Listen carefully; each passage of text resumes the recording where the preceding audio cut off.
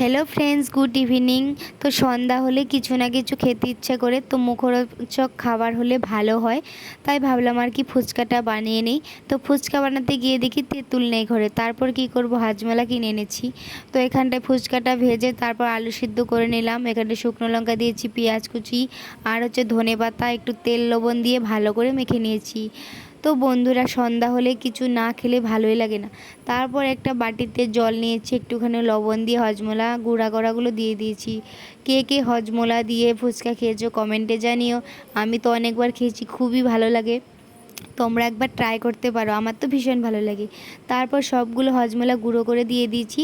তারপর 4-5টা লঙ্কা দিয়েছি। তারপর কচি থেকে লেবু পাতা দিয়েছি আর ধনে পাতা দিয়েছি। তো এগুলোই আজকে দিলাম, আর কিছু দিলাম না। তো খুবই ভালো লেগেছে খেয়ে।